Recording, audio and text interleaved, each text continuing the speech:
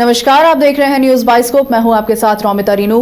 बिहार विधानसभा चुनाव की तैयारियों का जायजा लेने पहुंचे मुख्य चुनाव आयुक्त ज्ञानेश कुमार ने रविवार को पटना में उन्होंने कई बड़े ऐलान किए हैं। सीसी ने बिहार के उच्च अधिकारियों के साथ बैठक करने के बाद चुनाव की तैयारियों की स्थिति स्पष्ट की और निष्पक्ष, भयमुक्त और शांतिपूर्ण चुनाव कराने को अपनी सबसे बड़ी प्राथमिकता बताई है। एसआईआर, मोबाइल सहित कई मुद्दों पर ज्ञानेश कुमार ने खुलकर बात की। वहीं एक से ज्यादा लोगों के एक ही घर के नंबर पर आयोग का जवाब देते हुए कहा कि कई लोगों के पास अपने घर नहीं होते, ऐसे में वो घर के आगे शून्य लिख देते हैं। इससे चिंता की बात नहीं है। मुझे बताते हुए खुशी हो रही है कि जहां पर 1,60,000 से भी ज्यादा पोलिंग एजेंट्स पार्टियां ने नामित किए गए हैं, वहीं ज्ञानेश कुमार ने बिहार के मतदाताओं से अपील की कि वे अपने लोकतांत्रिक अधिकार का प्रयोग करें और पिछले चुनावों की तुलना में मतदान प्रतिशत को बढ़ाएं।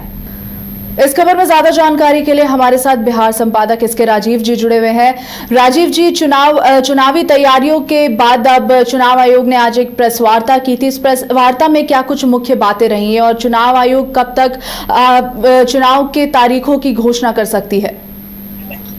देखिए रोमिता, यह तय हो गया है कि बिहार में अब चुनाव की तारीखों का ऐलान जो है वो महज 48 घंटे के भीतर कर दिया जाएगा, क्योंकि यहाँ से जो मुख्य चुनाव आयुक्त हैं वो लगभग यहाँ से अब निकल चुके हैं दिल्ली के लिए। उनकी फ्लाइट थी और संभवतः मुझे लग रहा है कि 7 तारीख को यानी कि मंगलवार को विधिवत इसकी घोषणा कर दी जाएगी, बिहार में चुनाव की घोषणा कर दी जाएगी। हालांकि कितने चरण में यहाँ चुनाव कराया जाएगा ये कहना अभी थोड़ा मुश्किल है, लेकिन इतना तय है कि चुनाव आयुक्त अब पूरी तरीके से बिहार में पिछले 3 दिनों से थे और 3 दिनों के भीतर उन्होंने काफी तैयारियां की। और आप देखिए भी होंगे कि किस तरीके से बीएलओ को उन्होंने विधिवत सम्मानित किया है और यह कहा कि भाई बिहार के जो बीएलओ हैं वो पूरे देश को एक मैसेज देने की कोशिश करेंगे कि किस तरीके से 1 महीने के भीतर इन लोगों ने बूथ लेवल का जो वर्क था उसको इन लोगों ने कंप्लीट कर लिया है।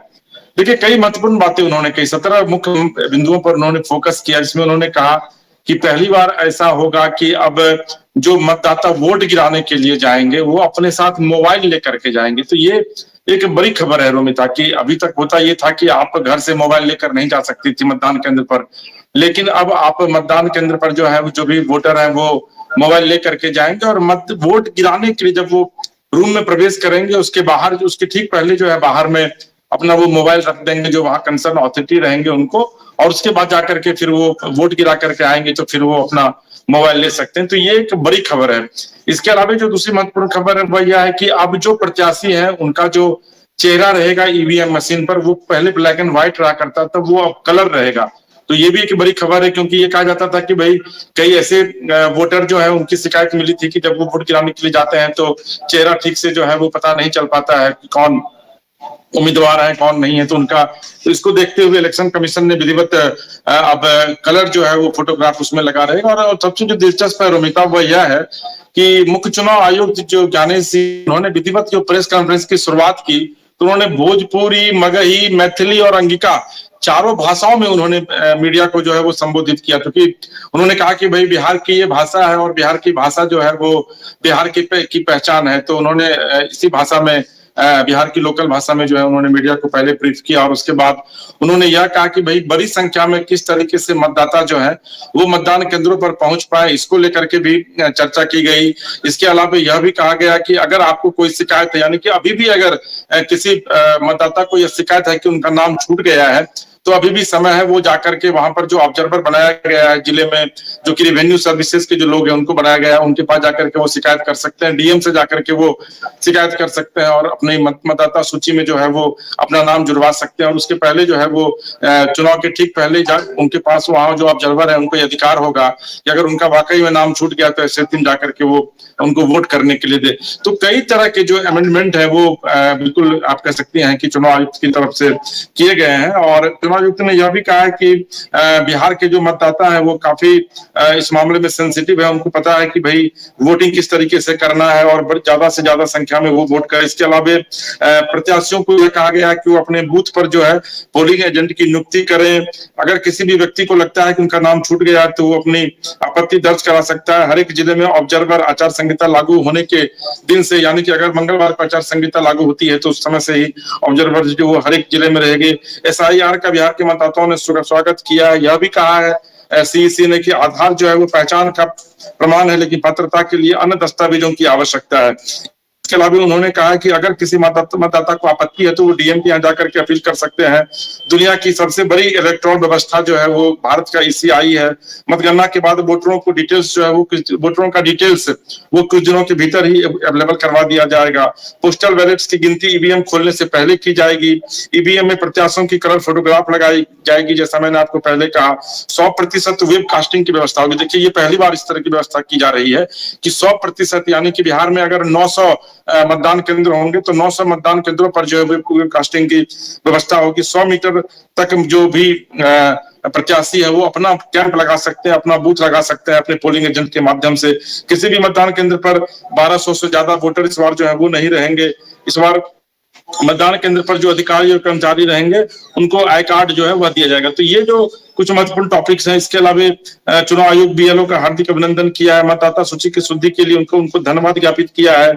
और आप कह सकते हैं कि जनता से छठ पर्व, चूंकि छठ पर्व है अभी आ रहा है, तो सीईसी ने कहा कि भाई छठ पर्व को जिस तरीके से आप लोग मनाते हैं उसी तरीके से इस बार चुनाव को भी आप लोग जो है वह मनाइए और बड़ी संख्या में लोगों से वोट डालने की अपील जो है वह कहा उन्होंने की है। उन्होंने यह भी कहा है कि 243 जो विधानसभा की सीटें हैं उसमें 203 सीट जो है वो जनरल के लिए है, एसटी के लिए 2 सीट है और 38 सीटें जो है वो एससी के लिए जो है वो रहेंगी। तो आप कह सकते हैं कि इलेक्शन कमिश्नर जो थे, मुख्य चुनाव आयुक्त जो थे, वो पूरे तरीके से इस बात को लेकर के एक्साइटेड थे कि इस बार बहुत नए पैटर्न पर जो है वो बिहार में चुनाव कराया जाएगा, जो आने वाले दिनों में देश को एक बड़ा मैसेज देगा। जी रोमिता। जी राजीव जी, मुख्य चुनाव आयुक्त ने यह भी कहा है कि बिहार चुनाव पूरे देश को राह दिखाएगा और पूरे देश में एसआईआर लागू होगा। तो राजीव जी, क्या माना जाए कि बिहार में जो कार्य हुए हैं वो सफल साबित हुआ और इससे जो चुनाव आयोग है पूरी तरह सहमत है? नहीं, देखिए, आप देखिए होंगे कि इन्होंने यह भी कहा कि भाई बीएलओ को जो ब्लॉक लेवल जो बूथ लेवल जो अफसर है उनको पहली बार प्रशिक्षित किया गया है। यहाँ ही प्रशिक्षित नहीं किया, जो ऑब्जर्वर थे उनको दिल्ली बुला करके प्रशिक्षित किया गया है। तो एक ट्रेनिंग जो है वो पहले दी गई थी और यही वजह है कि बीएलओ को बुला करके उन्होंने आज विधिवत सम्मानित किया, चादर ओढ़ा करके उन्होंने उनको सम्मानित किया है और यह कहा है कि बिहार एक रोल मॉडल बनेगा। उन्होंने वैशाली की चर्चा की। उन्होंने यह कहा कि भाई वैशाली जो है वो लोकतंत्र की जननी और पूरी दुनिया को वैशाली जो है वह लोकतंत्र का संदेश देता है। तो ऐसी स्थिति में बिहार जो है वो एक बार फिर से पूरे लोकतंत्र पे, यानी कि पूरे भारत को एक संदेश देगा कि कितने कम दिन में जो बीएलओ है उन्होंने काम एसआईआर का काम को जाकर के न सिर्फ पूरा किया बल्कि एक भी आदमी का नाम छूटा नहीं है। जो फर्जी तरीके से लोग थे, लगभग 69 लाख लोग, उनके नामों को काटा गया। उनसे यह भी सवाल पूछा गया कि भाई एसआईआर को लेकर के विपक्षी दलों ने आपत्ति दर्ज कराई है, तो उन्होंने कहा कि भाई आपत्ति तो दर्ज उन्होंने कराया लेकिन उन्होंने कोई साक्ष्य प्रस्तुत नहीं किया चुनाव आयोग के सामने। और अभी भी उनके पास अगर कोई साक्ष्य है तो आकर के वो प्रस्तुत करे, उस पर हम लोग फिर कॉग्निजेंस लेंगे। इतना नहीं, उन्होंने यह भी कहा कि बिहार जो है वो शुरू से ही लोकतंत्र की जननी रही है और इस बार बीएलओ के माध्यम से जिस तरीके से एसआईआर के मुद्दे को विपक्ष ने उठाया था, लेकिन जिस तरीके से एसआईआर के मामले में बिहार क्लीन चिट बिहार के मतदाताओं ने दिया है, उसको देखते हुए यह कहा जा सकता है कि बिहार जो है वह पूरे देश के लिए रोल मॉडल बनेगा और आने वाले दिनों में एसआईआर जो है वो पूरे राष्ट्रीय स्तर पर लागू किया जाएगा। उन्होंने यह भी कहा कि बीएलओ की इसमें बड़ी भूमिका है, तो राष्ट्रीय स्तर पर जो बीएलओ होंगे अलग अलग प्रदेश में उनको भी तैयार किया जाएगा ताकि आने वाले दिनों में एसआईआर को राष्ट्रीय स्तर पर जो है वो लागू किया जा सके। जी रोमिता। जी।